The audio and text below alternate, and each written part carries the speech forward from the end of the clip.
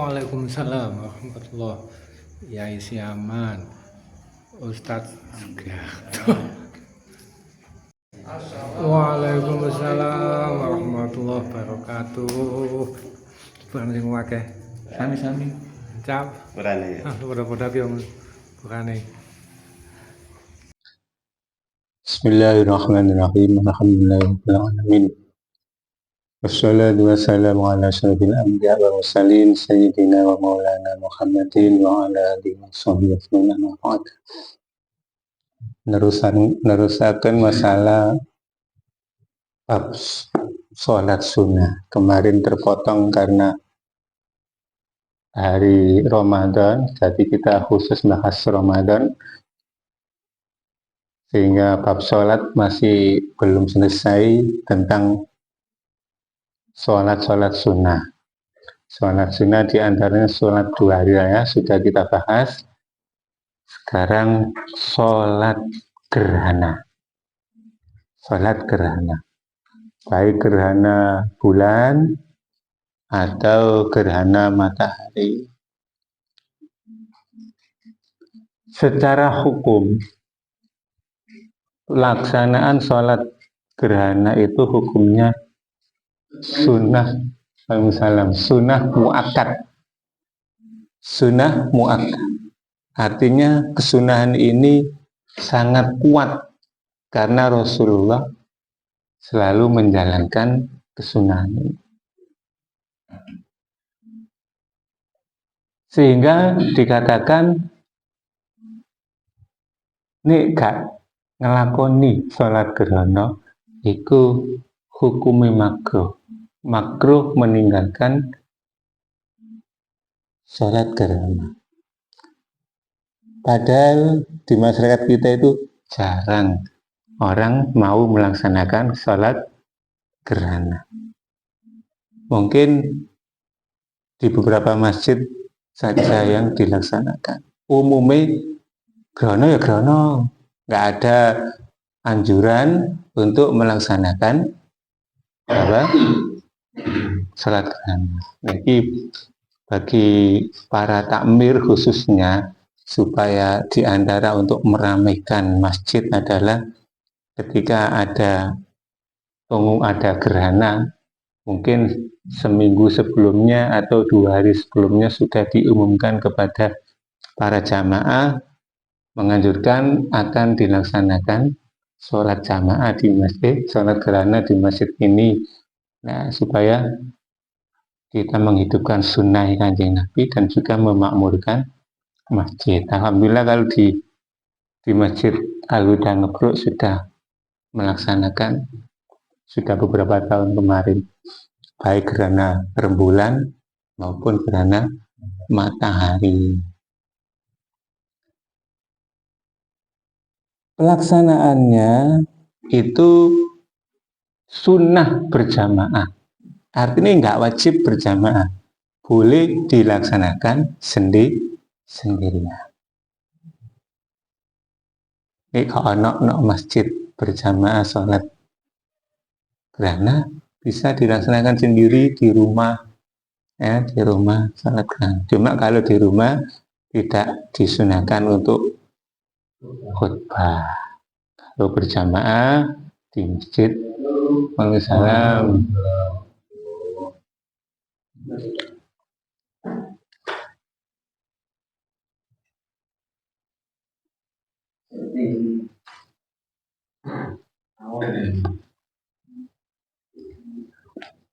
Nah, pelaksanaannya disunahkan di masjid, walaupun masjidnya itu tidak muat. Lain dengan sholat hari raya, sunnah masjid nih muat masjid. Kenapa? Karena waktunya gerhana itu kadang sebentar, tidak lama. Kalau kita melaksanakan di lapangan, durung gelare, durung ngumpul nawongi dan sebagainya, lebih cepat di masjid. Nah, di antara hikmah melaksanakan sholat gerhana itu adalah untuk mengingatkan para penyembah matahari. Kadang-kadang ada suatu agama menyembah matahari seperti Jepang ya. Jepang itu menyembah matahari. Nah, ini sebagai peringatan bagi mereka bahwa sesungguhnya matahari atau rembulan itu adalah makhluk yang dikendalikan oleh Tuhan, dikendalikan oleh Allah Subhanahu wa taala. Karena apa? Seandainya matahari itu adalah Tuhan, maka tidak akan mungkin terjadi gerhana. Mosok ketutup sinari wis gak iso, ya kan ya, menunjukkan kelemahan, kekurangan, kesempurnaan dari sifatnya. Nah, zaman dulu seperti Ratu Bilqis ya, Bilqis itu penyembah matahari.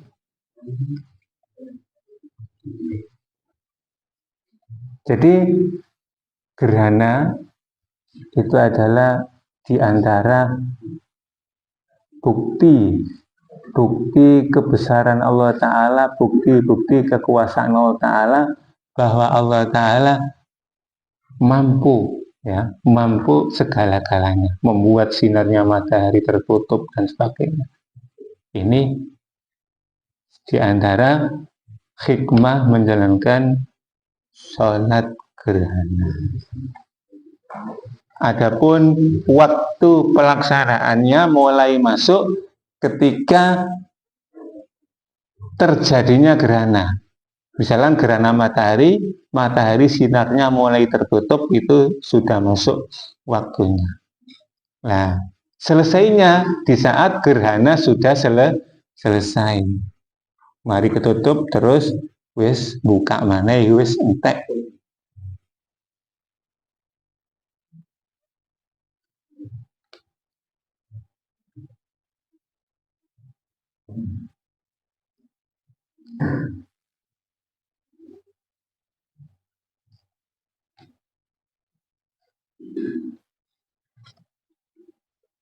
Atau gerhana matahari misalkan belum selesai tapi kedisian matahari terbenam, mungkin gerhananya pas surup. Nah, ini juga sudah habis selesai. Atau gerhana rembulan, gerhana ini wis parek isuk, mari subuh lagi gerhana, bulannya durung selesai gerhanane wis srengenge wis muncul, itu sudah selesai, waktunya sudah habis. Nah, sedangkan tata cara pelaksanaan gerhana baik rembulan atau matahari itu ada 3 cara. Terserah milih sing ndi, tergantung keadaan. Ini ada 3 pilihan. Cara pertama, pelaksanaannya 2 rakaat seperti sholat subuh. Artinya ya Fatihah siji, ruku'e siji, ya ora suwe. Itu pertama. Ini bisa kita laksanakan dalam keadaan kalau kita itu sedang ya, waktunya terburu-buru dan sebagainya. Pelaksanaannya cuma seperti sholat biasa, 2 rakaat tanpa panjang. Surat-suratannya biasa seperti sholat subuh. Yang kedua, pelaksanaannya itu 2 rakaat dan juga surat-suratan yang dibaca pendek, tidak panjang, tapi dengan menambahi rukuk dan berdiri. Maksudnya begini, setiap 1 rakaatnya Fatihah 2 kali, ruku'e 2 kali. Fatihah pertama, kemudian rukuk, ngadeg maneh Fatihah maneh. Kemudian rukuk baru iktidal. Ini cara yang kedua. Rada abot. Sing pertama enteng, salat kayak biasa 2 rakaat. Yang kedua ini pelaksanaannya setiap 1 rakaat Fatihah itu berdirinya 2 kali, ruku'e 2 kali. Jadi gambaran takbiratul ihram, Fatihah, baca surat, rukuk. Setelah rukuk, tangi dari rukuk, Fatihah mana? Maca surat, rukuk lagi. Berarti rukuknya dua. Baru iktidal sujud. Itu tiap rakaat. Ini cara yang kedua, dilaksanakan dengan singkat, artinya bacaan-bacaan surat setelah Fatihah itu surat-surat pendek. Yang ketiga, caranya sama yang kedua ini, setiap satu rakaat, dua Fatihah, dua rukuk, akan tetapi dibaca atau dilaksanakan secara panjang. Ngadege suwe, krono surat yang dibaca panjang. Ruku'e ya suwe. Ruku'e ya suwe. Di antaranya iki ada apa namanya? Suratan-suratan yang dibaca. Yang cara ketiga, nek kuat. Rakaat pertama, Fatihah yang pertama, setelah Fatihah membaca surat Al-Baqarah, 2 juz setengah. Atau baca surat tidak Al-Baqarah tapi panjangnya seperti Al-Baqarah. Nah.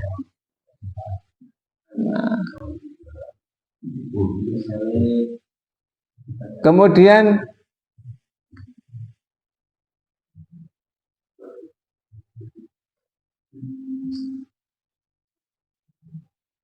yang kedua, mau kan sak rakaat Fatihah lho. Mari Fatihah, maca surat Al-Baqarah, rukuk. Lah, rukuk ini, rukuk yang pertama, iku suwene iku padha karo maca 100 ayat dari surat Al-Baqarah. Ngadege suwe, rukuke maca tasbih, dawae padha karo maca 100 ayat Al-Baqarah. Iku cara yang ketiga, tinggal pilih. Nah, kemudian dari rukuk berdiri Fatihah lagi. Setelah Fatihah yang kedua ini maca surat Ali Imran. Rukuk yang kedua sama dengan 80 ayat dari Al-Baqarah. Rata sudah ini kuat. Untuk rakaat kedua setelah Fatihah yang pertama surat An-Nisa. Fatihah yang kedua surat Maidah. Ruku'e 70 selama kaya orang membaca 70 ayat Al-Baqarah, rukuk yang pertama, rukuk yang kedua 50. Ini cara yang ketiga, lebih panjang. Jadi bisa melaksanakan dengan cara yang singkat seperti sholat subuh 2 rakaat menetok, atau rodok tengah-tengah, setiap satu rakaat 2 Fatihah, 2 rukuk, ayatnya pendek. Yang ketiga ini yang panjang. Mungkin jarang yang melakukan yang ketiga ini. Jadi setidak-tidaknya kalau ada gerhana, nih nggak ono jamaah anak masjid, no omah wis sholat koyok sholat subuh 2 rakaat, karena ini memang tak kuat. Ya. Kalau bisa ya setengah-tengah mau. Sak rakaat 2 Fatihah, 2 rukuk.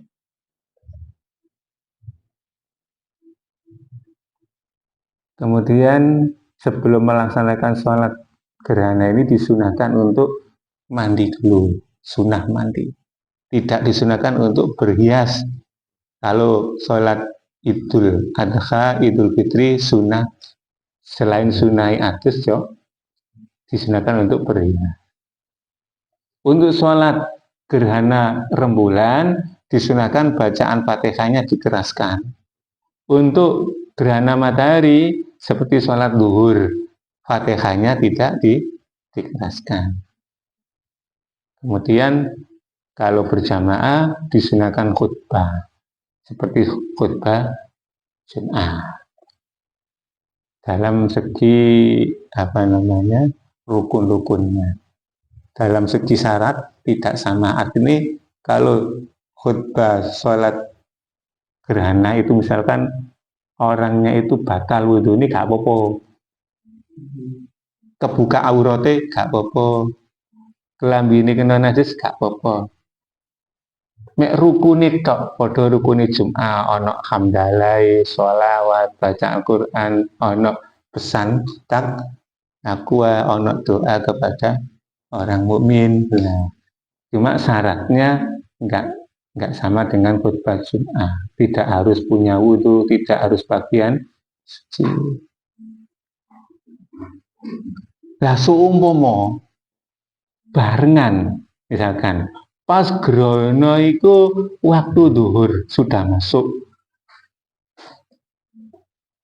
utawa pas duhur sudah masuk pas ono jenazah sisan misalnya jadi yang didahulukan sholat opo se, opo sholat duhur se, opo jenazah se, opo grono se. Ini dilihat kondisi. Kalau memang kondisinya waktunya itu mepet, artinya iki kene grono dhisik utawa jenazah dhisik, waktu zuhur entek. Maka yang didahulukan adalah sholat fardu. Setelah fardu baru jenazah, ya, kemudian sholat gerhana. Tapi kalau waktunya itu masih lama, awal zuhur misalkan, ini yang didahulukan jenazahnya dulu, kemudian sholat gerhana, kemudian sholat fardu. Makanya kalau yang sering terjadi kan barengan sholat fardu ambek jenazah. Jenazah di konang masjid, waktu ini ketepatan durung sholat fardu. Ini yang utama bagaimana? Ya lihat keadaan. Nek memang waktunya masih panjang, itu jenazahnya dulu, baru sholat fardu. Tapi nek waktu ini fardu mepet, ya fardu ini dhisik supaya gak hilang, gak entek waktu ini. Di jenazah dulu, nek waktu ini panjang, baru sholat fardu. Wah ini tasa'al waktu kudimal janazah, tumal kusuf, tumal fardu ain. Jadi ini waktu ini jembar, jenazah dulu, gerhana, kemudian sholat fardu.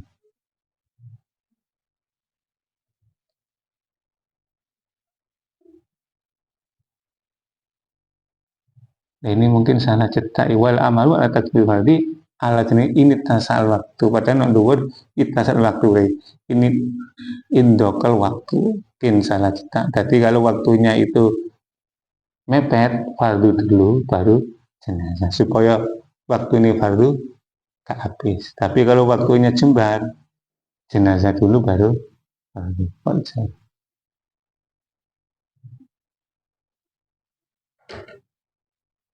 Kuddima ala fardi bibagi usia. Nah misalkan gerhana matahari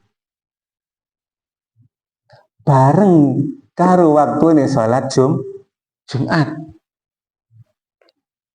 Wae dina Jumat, mari zuhur, waktu sudah masuk zuhur gerhana. Ini khutbahnya boleh satu saja. Maksudnya begini, cara pelaksanaannya sholat gerhana dhisik. Setelah gerhana, sholat gerhana apa? Khutbah tapi diniati khutbah Jumat. Setelah khutbah baru sholat Jumat gak apa-apa. Jadi khutbah sholat gerhana melu khutbah Jumat.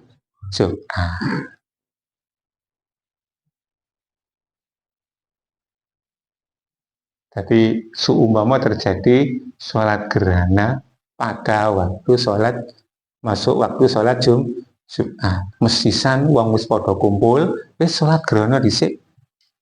Mari sholat gerhana baru khutbah Jumat terus sholat Jumat. Ini ono permasalahan. Tadi kan disunahkan sholat gerhana itu berjamaah. Tapi kalau memang keadaan situasi itu membahayakan, contohnya ono gempa, nek sholat nang masjid wedi ambruk masjid. Wae udan terus beldet dar ya. Gak wani metu wis nok omah atau angin kencang. Gak berbahaya keluar rumah ya. Pelaksanaannya malah disunahkan sendiri di rumah. Di intine ni ono gerhana ojo sampai walaupun itu sunat tapi sunah muakkad. Ojo sampai gak ngelakoni sholat gerhana. Boleh dilaksanakan sendiri. Koyok sholat subuh ya oleh. Pelaksanaan tata cara 1 rakaat 2 bacaan Fatihah dan 2 rukuk ya oleh, terserah semampunya awake. Tetap sholat gerhana. Insya Allah kita tambahi ngaji masalah babakan ya sidik-sidik telepon tasawuf ya. Ya, soalnya syariat itu kalau nggak digandeng dengan tasawuf ya apa namanya kurang sempurna. Tasawuf gak digandeng syariat ya orang api. Ambilkan dari kitab Nadhaman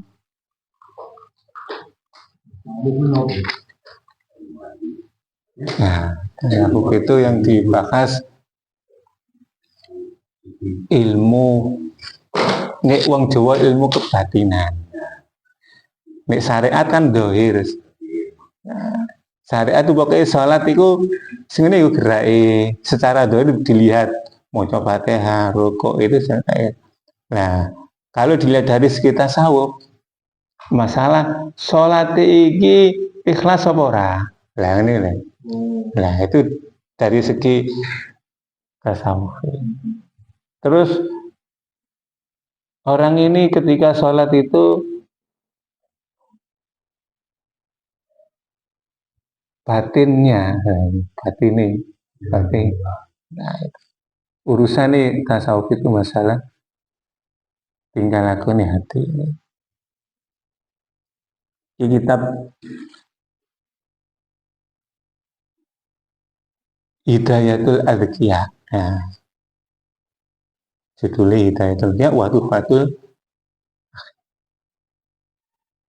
Akhya. Dimulai dengan nadom Alhamdulillahil muwaffiq ki bahar kamil. Kamil itu mutafa'ilun mutafa'il. Kamulal jamalu fil buhuril kamilu mutafa'ilun mutafa'il. Alhamdulillahil muwaffiqi lil ula hamdan yuwafi bihul mutakamila. Tsumma sholatu ala rasulil mustafa wal ali ma'sabin wa atba'il wila. Taqwal ilahi madaru kulli sa'adatin wa tibau ahwa susarri hatta ilah. Penulis nadam memulai nadamannya dengan hamdalah, ucapan syukur kepada Allah Ta'ala al-muwaffiq yang mana Allah Ta'ala memberikan pertolongan untuk mendapatkan derajat yang mulia. Kemudian diteruskan dengan bacaan sholawat, salam kepada Kanjeng Nabi, keluarga, sahabat, dan para pengikut sahabat. Taqwal ilahi madaru kulli sa'adatin wa tibau ahwa rasusarin kata ilah. Beliau mengatakan bahwa takwal ilah, takut kepada Allah, wedi nang Gusti Allah itu adalah pokok dari semua keberuntungan, kebahagiaan. Karena apa? Ukuran status derajat makhluk di hadapan Allah Ta'ala itu tergantung dari seberapa takutnya kepada Allah, seberapa takwanya kepada Allah. Inna akramakum indallahi atqakum. Sesungguhnya yang paling mulia di antara kamu sekalian adalah yang paling takwa, yang paling takut kepada Allah. Jadi ukurannya takwa. Seberapa derajat kita kepada Allah Ta'ala, seberapa ketakwaan kita kepada Allah Ta'ala. Wadiba'u ahwa ra'su syarrin menuruti hawa nafsu.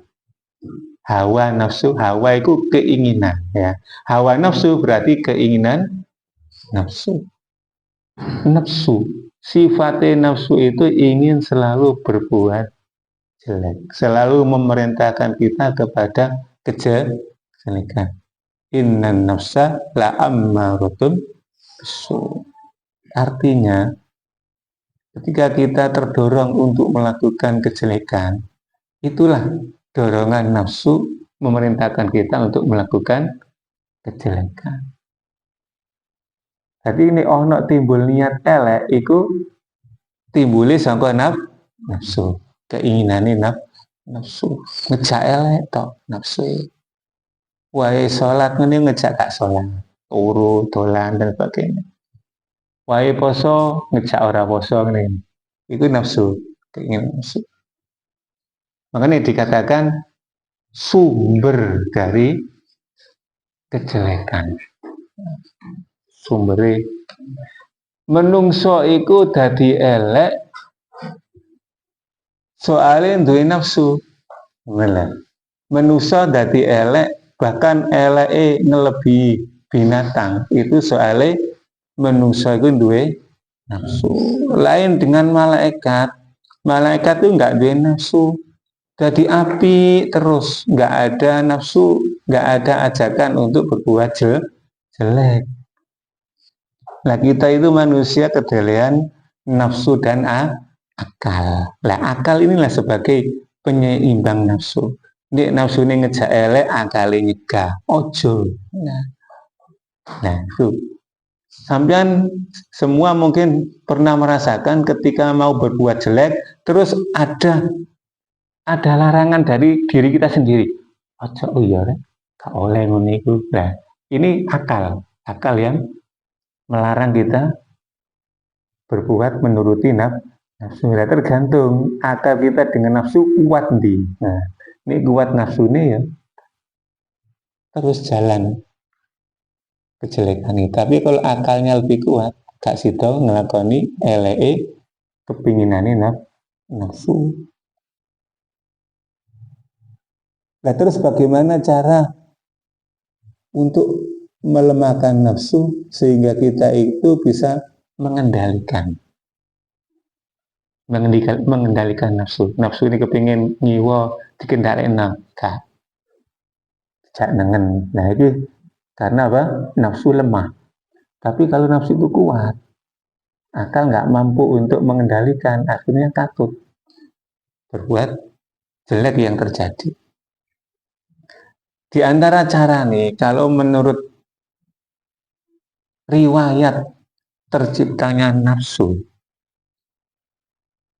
ketika nafsu diciptakan Allah Ta'ala, itu wis bangkang, wis dadi nafsu ditakoi Gusti Allah Ta'ala. Nafsu awakmu ku sopo? Aku sopo? Kata Allah Ta'ala, awakmu sopo? Aku sopo? Jadi nafsu, kula nggih kula, jenengan nggih jenengan, gak kurang ajar. tidak mau mengakui bahwa Allah Ta'ala itu pangeran. Lain dengan akal. Akal ketika diciptakan selesai ditanya Allah Ta'ala, kamu siapa, saya siapa? Akal jawab, kulo niki kawulo ini jenengan, panjenengan pangeran, kulo iku akal, nurut. Lah nafsu gak nurut, akhirnya karo Allah Ta'ala dihukum, disiksa, diobong bertahun-tahun, cek kapok. Marino dientas dari kisahane ditakoki maneh, cek tenan, cek bangkang. Awakmu sapa, aku sapa, jawab pancet. Kula nggih kula, jenengan nggih. Akhirnya apa? Oleh Allah Ta'ala dilemahkan dengan tidak diberi asupan makan. Coro hewan gak dipakani. Setelah itu ditakoi baru nurut. Nah, makanya ketika kita berpuasa itu untuk melemahkan nafsu supaya kita bisa mengendalikan nafsu.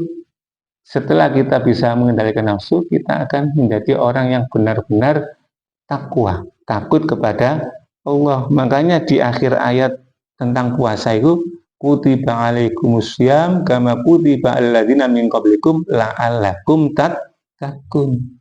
Tujuannya puasa itu la'allakum supaya kamu itu menjadi orang yang supaya bertakwa. Carane poso mau untuk melemahkan nafsu dengan cara menyedikitkan gak mangan isu sampai maghrib. Makanya dalam Burda itu dikatakan apa?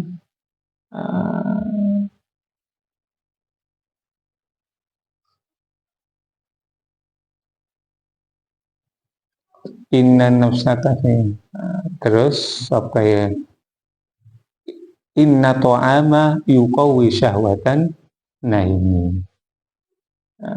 Falatarum bil ma'asi kasro syahwatiha. Inna to'ama yuqawi syahwatan naimi. Falatarum bil ma'asi kasro syahwatiha. Jadi kalau kita itu ingin menghilangkan kemaksiatan secara langsung, total, gak iso. Kudunya apa? Nafsunya dulu dilemahkan. Cara nih menyedikitkan makan karena inna ta'ama yuqawi syahwatan, bahwa sesungguhnya makanan itu menguatkan syahwatnya, keinginan nafsunya orang yang doyan makan. Tapi wong nek akeh mangan otomatis nafsunya semakin kuat. Pemane mangan barang haram, ya, mangan barang halal lain nek kakean ya ora oleh. Berlebih-lebihan. Ini masalah nafsu untuk melemahkan salam. Inna tariqa syari'atun wa tariqatun wa haqiqatun fasma'laha ma mutila. Jadi tambahan ngaji ya, supaya kita sedikit-sedikit mengenal. Inna tariqa syari'atun wa tariqatun wa haqiqatun fasma'laha ma mutila. Jadi sesungguhnya cara kita untuk mendekatkan diri kepada Allah Ta'ala, toriko secara nih, itu ada syariat, toriko, dan hakikoh. Nah, ini perlu dimengerti. Kadang-kadang kita itu kan sering mendengar syariat, sering mendengar apa? Toriko, sering mendengar hakikoh. Nah, syariat itu kita mengenal tata cara beribadah, ya. Sholat, poso, ibadah-ibadah itu syariat, ya, syariat. Menjalankan perintah Gusti Allah Ta'ala itu jenenge syariat. Makanya kita syariat agama Islam. Nah, menurut syariat agama Islam, ini tata cara beribadah. Kita beribadah itu ibadah sholat. Dalane kita itu mendekatkan diri kepada satu syariat. Ibadah secara biasa gitu secara kasarane. Kemudian yang kedua thariqah. Thariqah itu apa? Thariqah itu melaksanakan syariat dengan sungguh-sungguh. Sunah-sunai dilakoni, makruh ditinggal, subhat ditinggal. Iki jenenge thariqah, melaksanakan syariat dengan sungguh-sungguh, ditoto atine, keikhlasan dan sebagainya. Itu thariqah. Kemudian baru hakikat. Hakikat itu yang kita, dari inti yang kita inginkan itu mendekatkan diri kepada Allah. Contohnya ini nih, gampangan nih.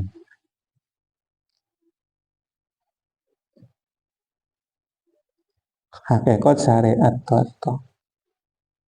Hakikat itu menyandarkan semuanya kepada Allah SWT. Misalkan kita diberi rezeki, diberi uang berkat. Itu secara hakikat, berkat ini adalah hakikatnya pemberian dari Allah. Nah, hakikat yang kita.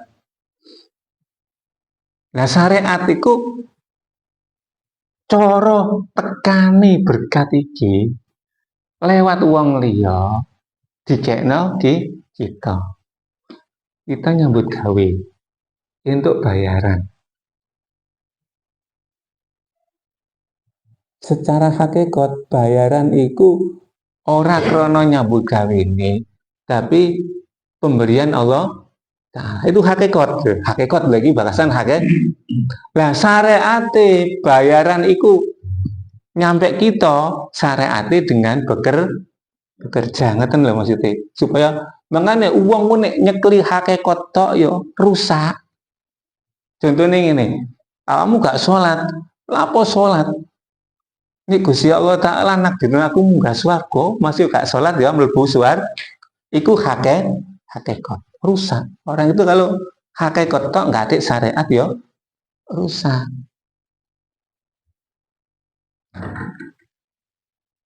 Lah mlebu swarga ya kudu ana syariate, ana carane ibadah sing tekunnya.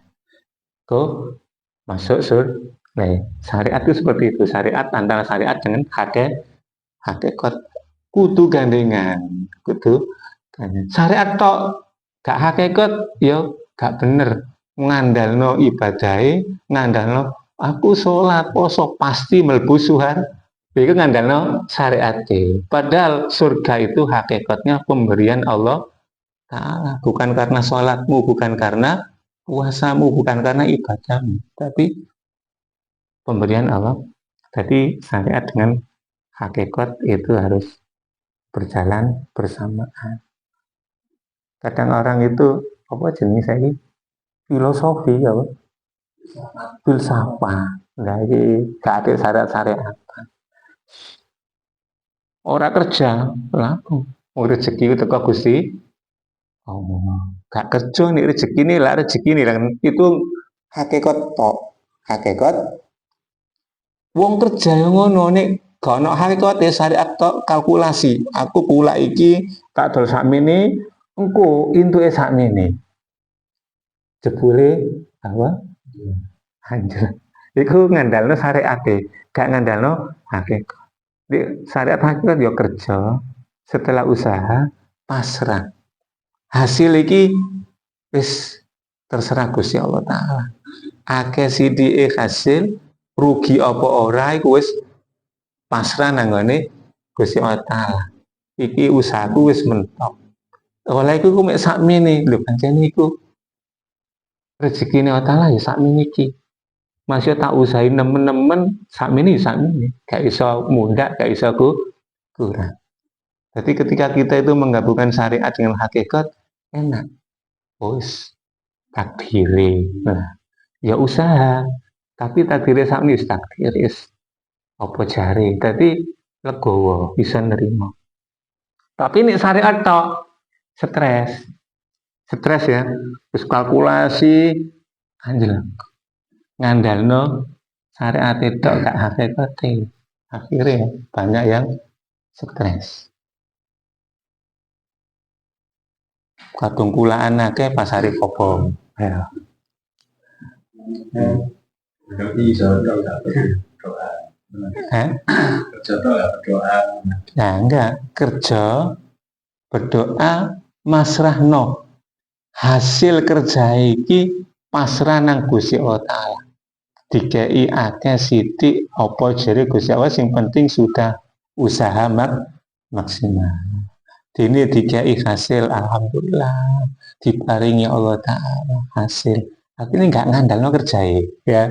Akhirnya bisa bersyukur. Tapi kalau orang itu ngandalno kerjae, nggak bisa bersyukur. Ngapi awake dhewe, oh iki nih, gak aku sing benakno ya gak kira koyo ngene lah. Akhirnya gak bersyukur.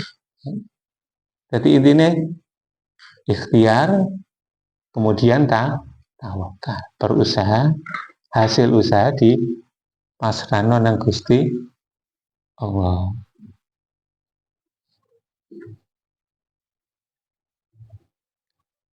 Jadi yang kita dengar toriko tidak seperti toriko koyok Naksabandia, toriko Qadiriyah. Sing toriko biasanya lebih wiritan ya. Sing dimaksud toriko ini adalah menjalankan ibadah dengan sungguh-sungguh. Sunah-sunah dilakoni, sing makruh-makruh ditinggal.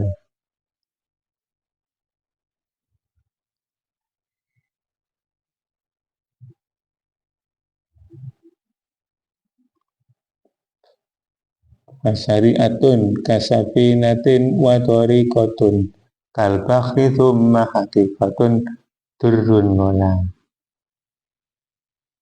Syariatun kasafinatin. Jadi seumpama hakikat itu mutiara no tengah laut. Syariat itu diumpamakan sebagai perahu nih, kendaraan untuk mencapai tengah laut, mengambil mutiara di tengah laut. Wa tariqatun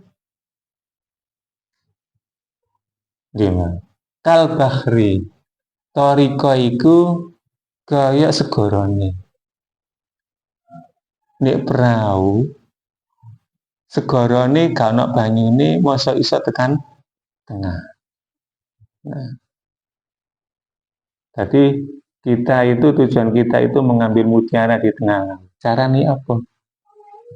Ya gawe kendaraan, ya perahu mau sebagai syariat.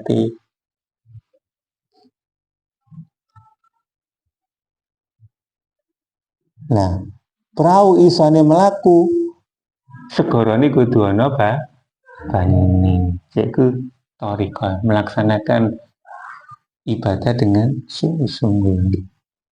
Toto keikhlasan, ditoto kesucian dohir batin. Jadi misalkan orang sholat suci badan itu secara syariat, suci tempat, suci pakaian itu secara syariat. Nah, secara torikoi, yo batin dalam hatinya itu ikhlasi. Terus makanan yang dimakan, ojo sampai makan barang sing haram, supaya sholat ini benar-benar bersih, dohir dan batin. Nah, ini itu perumpamaan syariat, toriko dan hakikoh.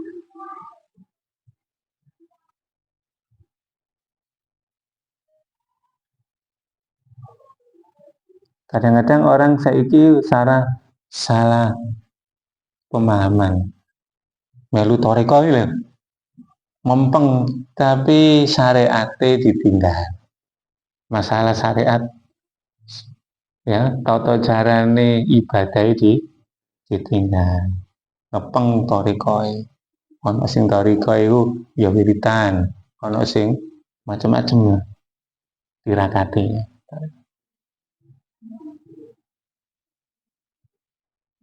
Syariatun ahdu binil khaliq wallahu a'lam bishawab. Di masalah tambahan ini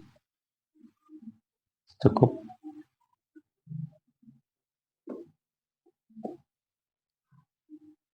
Untuk salat gerhana nggak ada sih kok salat gerhana.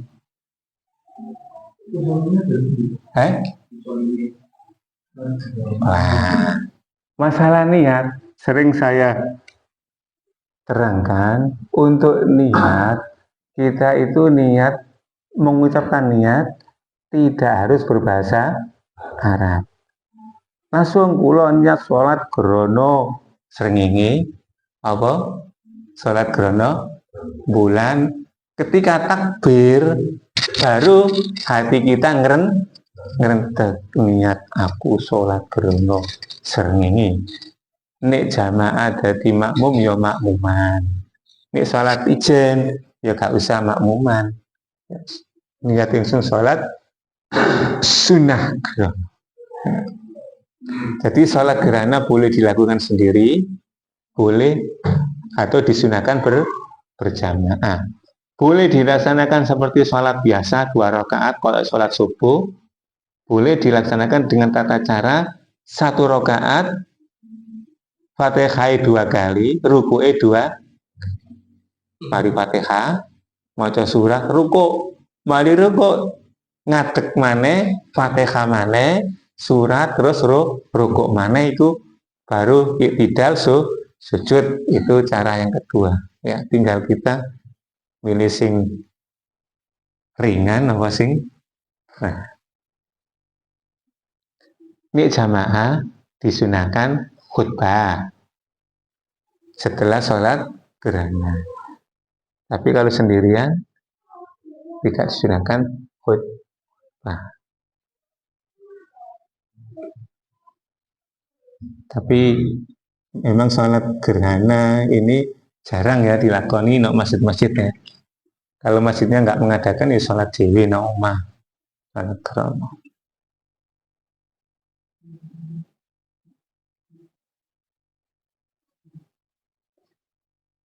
Kita cukupi terus mengucapkan jagongan.